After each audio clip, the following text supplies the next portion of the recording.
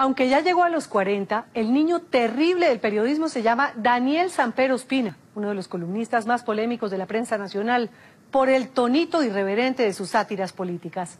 Desde los 26 años dirigió Soho y se empeñó en desvestir las mujeres más lindas y famosas de Colombia, y nunca tuvo pudor para pedírselo a casi todas.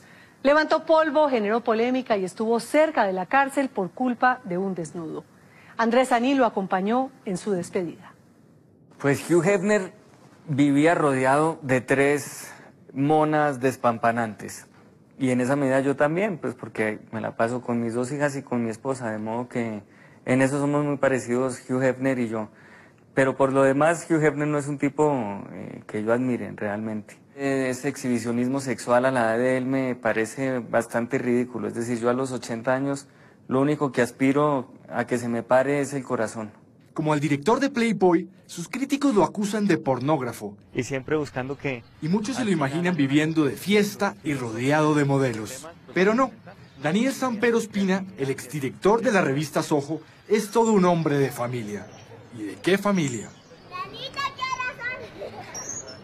Es hijo de Daniel Samper Pisano, humorista y periodista como él, sobrino del expresidente Ernesto Samper y esposo, desde hace casi 10 años, de la periodista Claudia García, con quien tuvo a sus 2 hijas, Guadalupe y Paloma, las únicas que mandan en la casa. En esta casa hay corazón grande, pero no mano firme. Mano firme muy poca. Aunque a veces hay momentos en los que sí, en ciertos excesos sale la mano firme y ellas me castigan.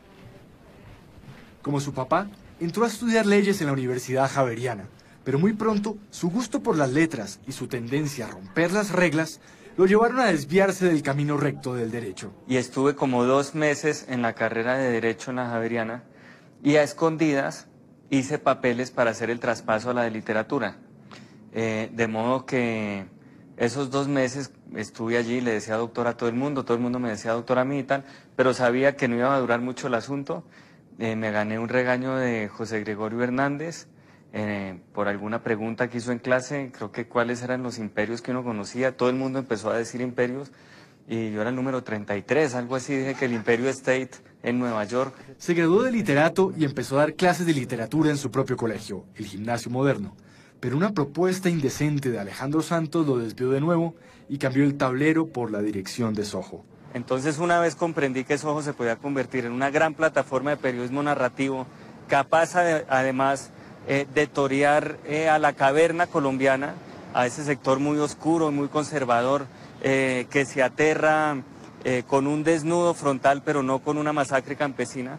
Me animé y me lancé a la aventura teniendo, no sé, unos 26 años, paralizado del susto. Perdió el miedo, y en un país en donde el desnudo era pecado, desnudó mujeres de todas las tallas y oficios, incluida esta exuberante musa a la que Uribe le debe su reelección. ¿Quién más que Gidis, que determinó el curso de la historia colombiana reciente, modificando el famoso articulito? Todo sin pagar un solo peso ni ofrecer puestos o embajadas. Gratis, naturalmente, sí. Pues digamos que gratis es un decir porque a través de la aparición en Soho sacaban réditos en su carrera. No se salvó ni el Tino Asprilla, pues en pro de la equidad de género, Samper decidió satisfacer también las fantasías femeninas. ¿Es verdad que la foto del Tino tenía Photoshop? Pues ese fue todo un mito que se creó y es probablemente que sí hayamos abusado del Photoshop, pero para reducirlo, para que cupiera dentro de la hoja de parra.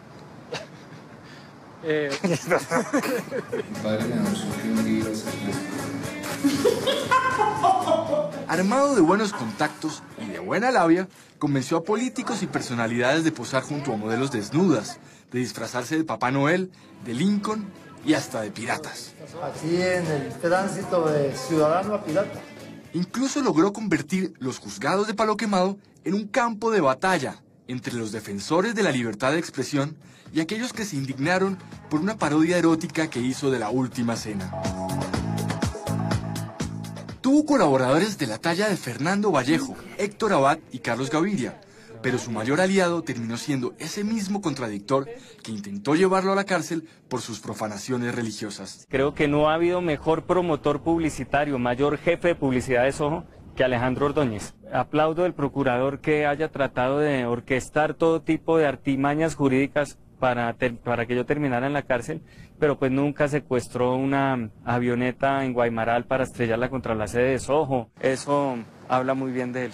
Después de estar casi 14 años desnudando al país, solo le quedó despedirse en cueros de esa revista que hizo a su propia imagen y semejanza. Mi justificación era arte, era ofrecerle al público colombiano que por primera vez de verdad pudieran observar un desnudo artístico.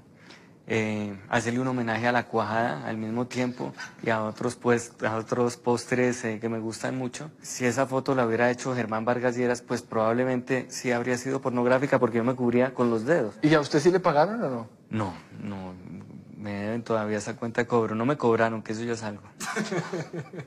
1.000.000 de gracias, no quiero hablar más. Me termino poniendo a llorar y ahorita viene el partido de Santa Fe contra un equipo brasilero y voy a necesitar las lágrimas. Viendo que ya le quedaba poco que mostrar, se despidió entre mariachis, lágrimas y aplausos. Ojalá. Así es la letra. Todas las luces prendidas. Que te vaya bonito.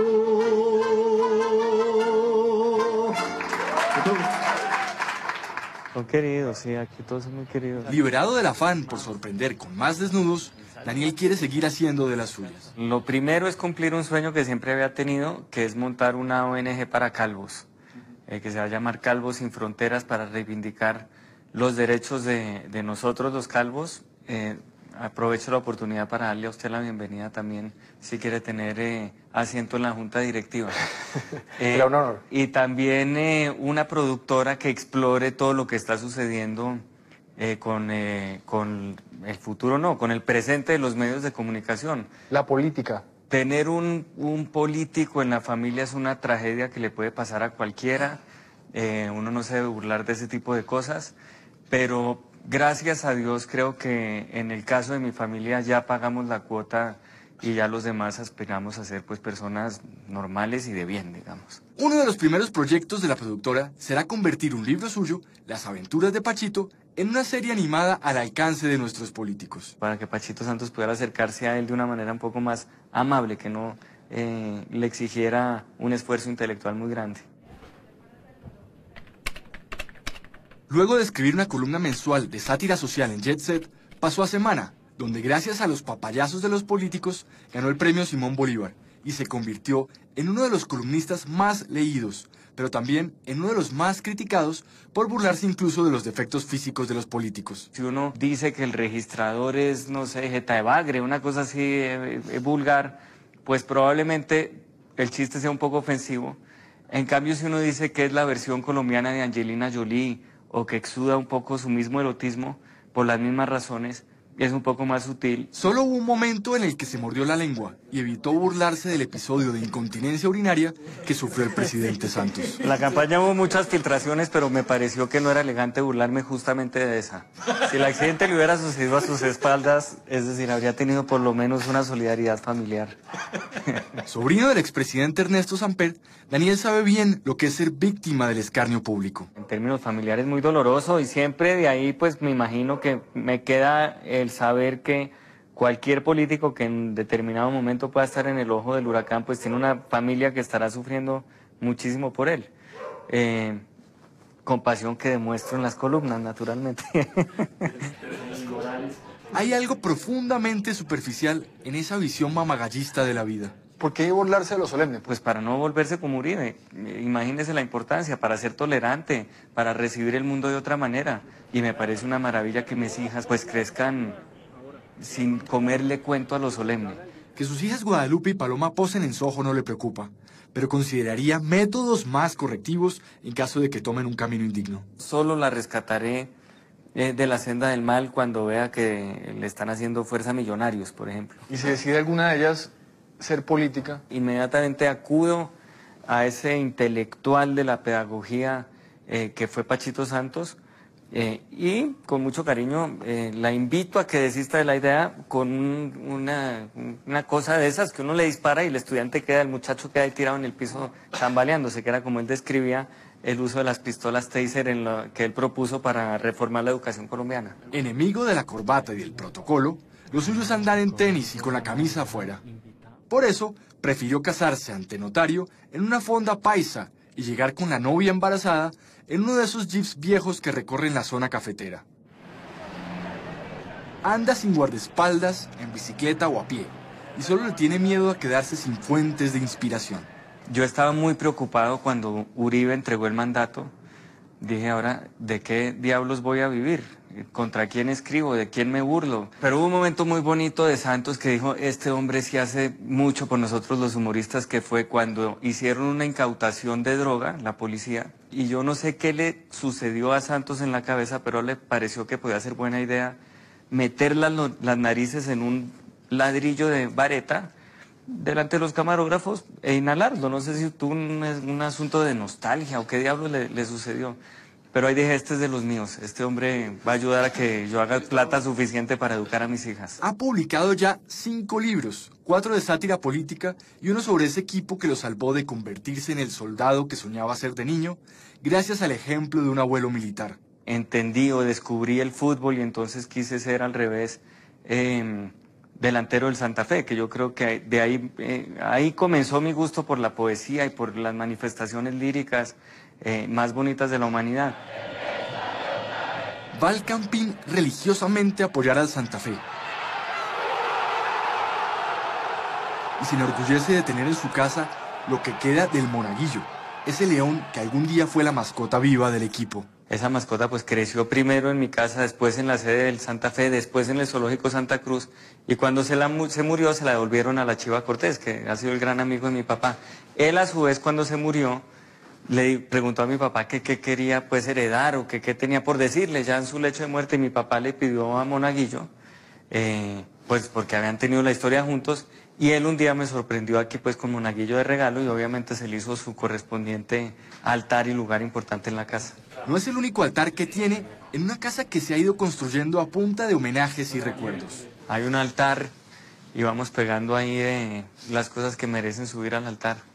Fotos de familiares muertos, por ejemplo, o fotos de momentos así entretenidos, perendengues que nos van regalando. Toca la batería y los bongos, escribe cuentos infantiles para adultos y es amante de la poesía, solo que sus poemas amorosos son en realidad sátira política. La política colombiana es tan absurda que cuando Clara López dijo que Álvaro Uribe Vélez había sido novio suyo, un novio fogoso además, pues imagínese, la columna prácticamente salió sola. E incluso me animé a hacer el acróstico, dice: Clarita López, ¿cómo decirte, Clara, que me muero lánguido en esta noche de estar solo? Ámame como luego será el polo, rompe con el señor Carlos Romero. Inclínome ante ti como un curita, te amo cual José Obdulio alias el oso. Así suelo ser yo, loco y fogoso y puro, mi Clarita. Hola, ninfita bella de mis cuitas, pareces campesina y yo el incora. En este cielo gris, sin tus carnitas, zumban mis 3 huevitos en la aurora. Ya sublime, ¿no? Es emocionante. Necesitamos ahora un nuevo soneto, pero para que vuelva a haber amor entre Santos y Uribe y se firme la paz, ¿no? A mí me gustaría que ellos dos volvieran, sí, por los hijos deberían volver así fuera un matrimonio de conveniencia. Además, tienen muchas cosas que compartieron en el pasado, es decir, esos bombardeos que ordenaban juntos, esas tardes unidos ocultando lo de los falsos positivos. Yo a veces les digo, no sean bobos, es mucho más lo que los une a ustedes que lo que los separa. Vuelvan a quererse. Donde hubo fuego, hay cenizas, o al revés, donde hubo cenizas, hay fuego. En todo caso, donde haya Uribe, hay fuego. Ahora que ha dejado Sojo, Daniel podrá hacer más por ese matrimonio y seguir demostrando que, como el procurador, es todo un hombre de familia. Eso sí, tendrá que prenderle velas a Ordóñez para que le haga el milagro y sus hijas nunca se conviertan en uno de esos políticos que él seguirá castigando con su pluma por los siglos de los siglos. Amén.